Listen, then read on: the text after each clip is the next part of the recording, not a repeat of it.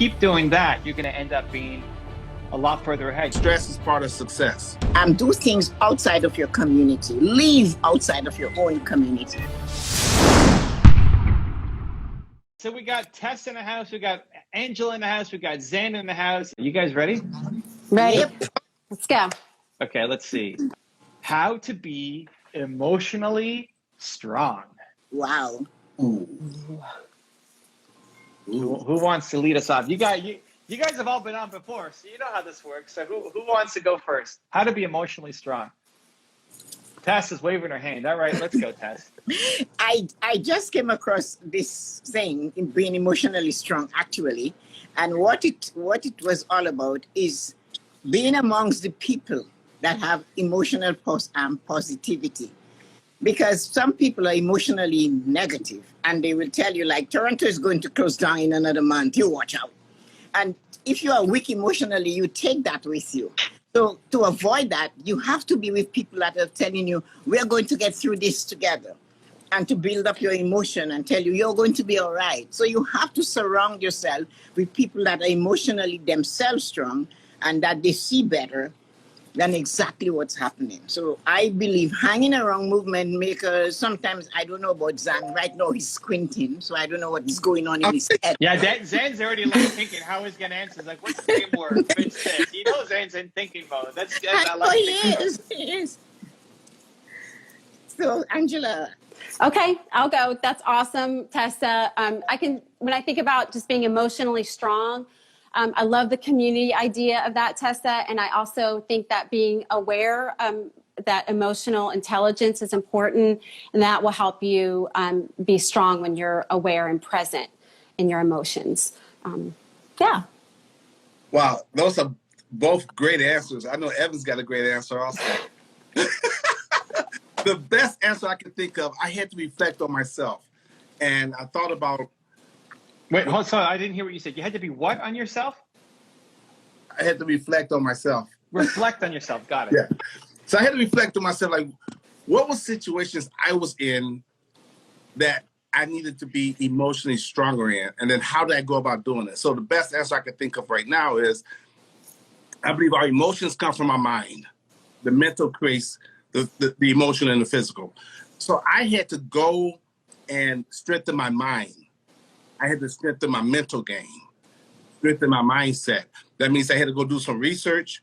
I had to do some meditation, some prayer. I had to gather more understanding and find a coach or a mentor to teach me certain things. But I had to strengthen my mental. I think, for myself anyways, when you're stronger mentally, you'll be stronger emotionally. There you go.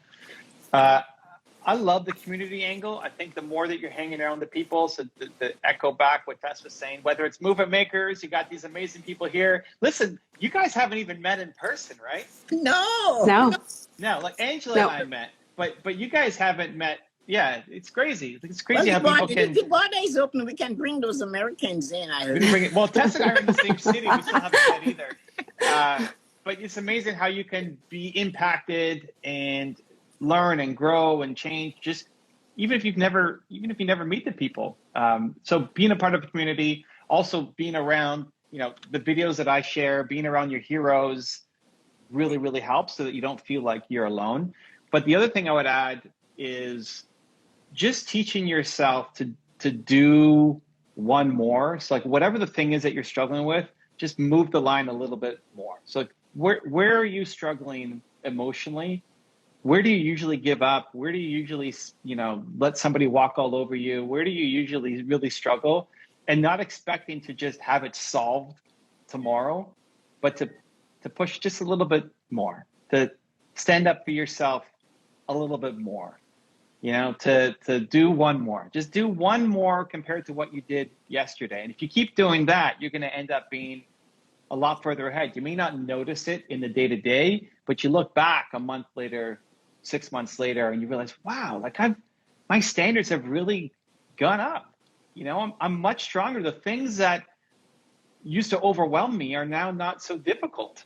I think, look at movement makers. A lot of people at the beginning struggle to make videos, struggle to share their message, struggle to Tess is put into herself, You know, Tess, how many videos have you done now, Tess? Are you over 200 now? Where are you at? 225. 225. Wow. Tess at the beginning struggled to make videos. You know, I know Oh, Angel yes. at the beginning struggled to get her show off the ground. It used to be overwhelming, and like the stories that we tell ourselves of why we suck and why it's not going to work, what are we going to say, and how do I look perfect? And it doesn't mean that struggles go away. I mean, it's just bigger problems that we're facing. But the things that used to overwhelm us, just wow, I used to worry about that. You know, like Tess used to worry about making a video, and she's made 200. Angela used to worry about going live with somebody. Now, do you know even know how many you've done now, Angela? No, I don't. I just do it. It's a lot. Just do it. but like even the just do it. Just advice make at the it count. beginning, Don't count them. I like it. That's good. I count them. I count it them used to to be- make them count. It used to be overwhelming. The fact of just trying at once. It's like, wow, I used to care about that. That used to debilitate me. That used to prevent me from creating. And I have stories about that, and Zane has stories about that. And we all do. But by doing one more, you know, that's how you start to get strong. And if you look back, if you're on any kind of growth journey, you look back to who you were 6 months ago or a year ago or 2 years ago, you've just grown so much. And that's how you get emotionally strong, I think, is just we try to overdo it. We try to say, well, I'm not perfect yet. And I think you can have some hero moments, but I think most of that identity change comes from consistently showing up for yourself just a little bit more every single day. Yeah. Let's go. Okay, what do we got? B. Askmans. Oh, B. Askmans joined the gaming channel. What is your definition of stress? Oh. Okay, Zan, you can take that one. Zan? Oh, Zan's been voluntold. Okay, Zan, you're up first. That fits him so well. Explain. My definition of stress is taking on handle more. Look, this is good. Go back to the first question. Taking on more than you can emotionally handle. Mentally and emotionally handle. That's my definition of stress. And then you have to go make sure you have 4 or 5 techniques that you can jump into right away to relieve yourself of stress or minimize the stress. But I do believe that stress is part of success. So you got to have a coping mechanism for that. It's unavoidable. So what you gonna do about it? Oh, there you go. That's good. All right. I'll go. So the definition for stress that I believe is just doing things that you don't love. That will bring all the stress. So find things that you love so you don't have that stress. Love it. All right. Tess? Well, I'm thinking, where is that stress coming from? That is the first question you have to find out. Because if it's outside of you, then you have to eliminate that. So if you have a temper like me, you know, you eliminate that in lickety split. But if it's inside of you, you have to get some things that will help you to cope with it. If you are having a situation and stress is giving you stress when you know you really shouldn't and you're feeling stressed about it, then you have to find things you can do. So whenever you get these triggers, you know what to do. I dance a lot. I run, I exercise, I do things to eliminate the stress. If I'm frightened, then I jump into it. So that's why you see when I travel, I take chances. I'm always flying from something or the other because that is stressful for me. But then the only way I can handle stress if it's coming from inside of me is to do what I'm afraid of. I like how the bells kind of chime in as well to compliment Tess's little speech there. I like it. We like it. Keep it, Tess. It's good. We like it. See how long the chime. Wow, those are beautiful. Those are big. Yeah. Yeah. Nice. Stress. I see stress as opportunity. You know, I think stress is the cocoon that the caterpillar goes into to become the butterfly. That's stress. And either it's stress that's been forced upon you by somebody else, or stress of you becoming the person that you need to be, that you're inflicted on yourself. It's like, I want to write my book. I want to launch my whatever program. It's going to come with stress. Because without the stress, you don't change. When you're too comfortable, you just stay doing what you're doing. So you actually don't want a stress-free life. No, you don't want it to be so overwhelming that it buries you. You know, that's real too. Sometimes you do need to take a back seat and slow down a little bit. But for the most part, I see stress as opportunity. It's an opportunity to change. Something is going to change. And if it's a stress from a relationship or somebody in your life, then maybe that relationship needs to change, right? Either, you know, get them out, move on, spend less time with them, but it's about raising your standards. Or if it's a stress for your own growth of what you're trying to accomplish, that's good, you know, that's forcing you to become a stronger version of who you are. Yeah. In general, I don't like definition questions, but I like that one. That was a good one. That was a good one, yeah. That was a good one. Okay, what do we got? Arjun Mook, what is your morning routine, and do you believe that you have to have one? Okay, what's the most important, because I know we all have our routine. What's the most important part of your morning routine that even if you are traveling or if you are sick or something else, like that you actually have to stay consistent on? What do you guys have? Coffee. Coffee. That's about as consistent as it gets with me. Maybe a little prayer, you know, thank you for the day, God, you know, and then Coffee and prayer. Coffee. Okay, I like it. Okay, Zan, you're brilliant. I hear you. I'll take it. I'll go. So for my morning routine, my favorite one, it's exercise first thing as soon as I jump out of bed. Get the body moving for me. Otherwise, I'm making the coffee and everything falls apart. So I get this 20 minutes done, and that must be done no matter where in the world I am. Cool. I had to pick one. Number one, meditation. How long are you meditating for, Zane? It depends. Normally 10 to 15 minutes. For me, when I meditate, it helps me center myself, connect with myself, control my thoughts and my energy. So meditate. Awesome. And mine would be music. First thing, music. Get out of bed, music. Like as I'm walking to the bathroom, I'm putting music on. It just sets the tone, sets the energy, gives you. I mean, Zane, the former celebrity DJ, knows how much music kind of sets the vibe and the tone. What kind of intention do you want to set for today? Well, music is an easy way to kind of shake you out of your state to get you to a new one. So I have a playlist on my channel. It's called #Believe. It's free. Those are the songs that I like. Maybe you like them, maybe you don't, but make your own playlist. So this morning I woke up, put on some Selena Gomez, high energy, tons of fun. I like to play songs at 1.25 speed as well. Like all songs become better at 1.25 speed.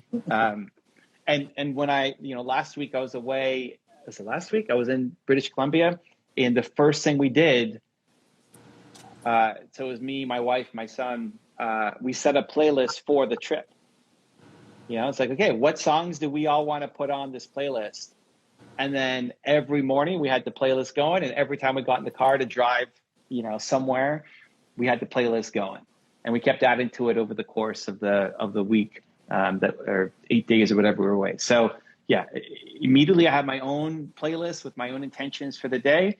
But then when something is changing or new or trips or involving other people, yeah, if I was going on, if the four of us were going on some kind of week-long cruise somewhere, that would be the first thing I would do. Like, okay, what songs are we all putting on the playlist? Because as soon as, if we're all sharing a cabin somewhere, that's the first thing you're going to hear coming from my room when I wake up, our music together.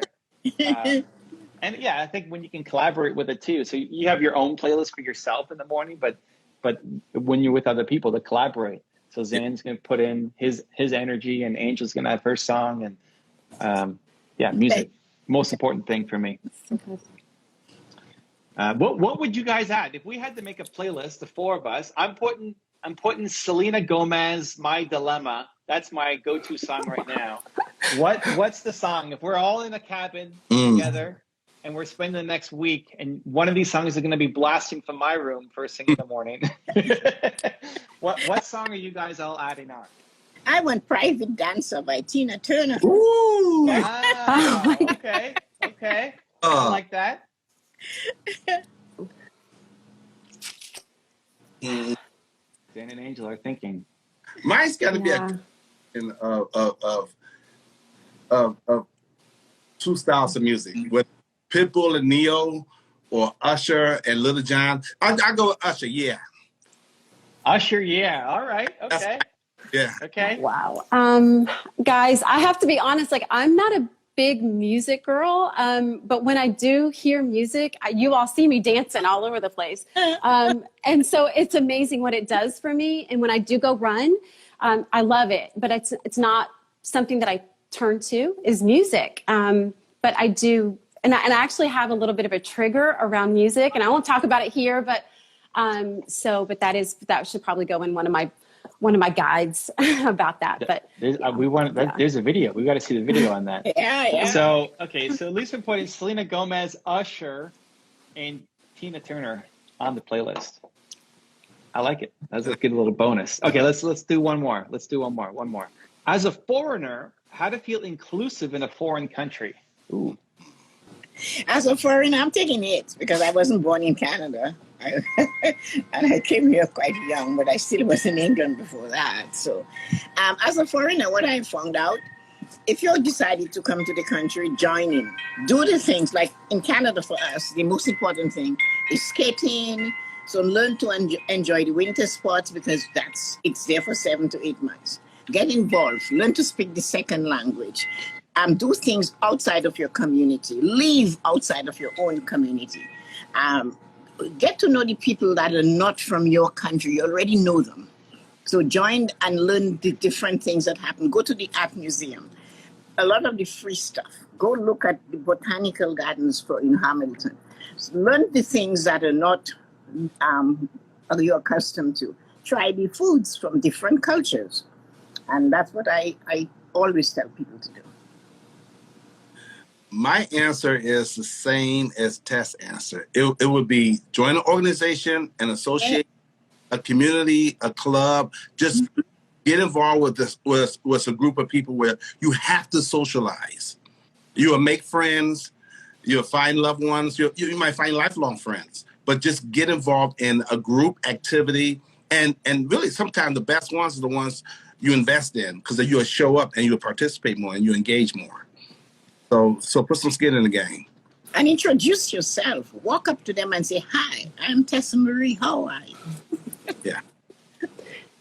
I agree. I think it's important for you to find some people that are like-minded, but that share some of the same interests that you have.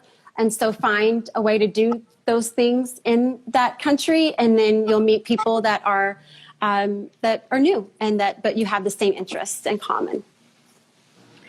Yeah, I mean, I would probably two-step it. I remember when I went to Japan, I felt super lonely. I didn't know anybody. I didn't speak the language. And then some guy stopped me and he said, "Hey, where are you from? Are you from Toronto?" Because I had the baseball hat on. It's like, yeah. It's like, I'm from New York. What are you doing here? And it's like, it was the first English conversation I had in a couple of days, and it just felt good, besides just like trying to order off of a menu at some restaurant or go to the English fast food restaurant, so at least they know what a Big Mac is, so you can get it. And then he invited me to this place where a lot of the expats were going that night, and it was good just to feel included again, that I wasn't the only person who spoke the language, So I would two-step it. If I was going somewhere new, if I was a foreigner, I would try to find people who, at the beginning, either spoke my language or had very common interests. If I was going to a new country, I would immediately start looking out for entrepreneurs. I look for salsa dancers. I like, the things that I care about, that I have an easier time talking about, because Tess is awesome. I'd never go up to people and say, "Hi, I'm Evan. How are you?" Never. It's like introverted, shy. That's impossible. But around entrepreneurship, you're like, "Oh, what's your business? Right? You have a business? Amazing. Let's talk about that." Or you dance salsa as well. Let's put on a song and dance. Or you care about League of Legends, or any of the things that I personally am interested in. I would just try to seek those people out at the beginning, just to start establishing some kind of connection. Because again, it can be really hard if you're the only one who speaks the language. You feel like you're the only one who cares about the interests that you have. But then I'd immediately, to Tessa's point, just start looking for, how can I say yes to other things here to start learning? I love learning about the local culture. I love trying to get, not just to be indoctrinated, just to take that on, but just to experience it, right? And it's easier when somebody can help show you the way. So, you know, when the guy from New York then says, come to this bar tonight, we're all meeting up, or he says, oh, you have to try this restaurant and go eat this kind of food. You know, I know Drew in the house loves Japanese culture. If he said, hey, next time you're in Tokyo, you have to go to this restaurant. Like, oh, okay, I'll go. Right. So it makes the transition a little bit easier because you're not doing it all on your own. I think it's easy to just get locked in. Okay, you find people who are like you and you just stay there. And you never get to meet other people. You never get to learn the culture, and you just kind of stay within your own little group. I don't think that's as good either, but I think it's a good stepping stone. So I would two-step it. First, you start with the people who are like you, speak the language, have similar interests. And then after you kind of build your little home base, right, then you can start to go and expand and learn and say yes and take in the culture, because you'll probably get a lot of the best ideas come from mixing ideas. James Altucher calls it idea sex, but basically you take two different ideas that have worked and you smush it together. Howard Schultz, who's on my wall, where is he? Here. This guy started Starbucks because he went to Milan and saw that in Italy, the coffee shop was the center of life. All Italians kind of go to the coffee shop as their third home. And he looked at America and they didn't have that. They had like Dunkin' Donuts of the world. Like nobody hung out at a coffee shop. And he said, I'm gonna bring this to America. And that was the vision for Starbucks, is just basically make a third home so people would hang out at a coffee shop. But it wasn't his unique idea. He just took stuff that was already happening in Italy. And some things had to be changed. Like the first music at Starbucks was like opera and different Italian music. And said, okay, well, that's not working. So we need to change that to make it more of the American vibe. But you'll get a lot of creative ideas when you start. How many times you've gone on vacation, you come back with a million different ideas just by seeing how other people do things. Like, wow, that's really cool. I could bring that to my life. So being open and exposed to new ideas, but having some kind of home base to set up to so you feel a little more confident. That's what I would do. Well, thank you, guys. Go check out Tess, Angela, Zan. Appreciate you guys, and we'll see you soon. Much love, everybody. If you want another awesome video in our Black Excellence series, check out the video right there next to me. I think you'll enjoy it. Continue to believe, and I'll see you there.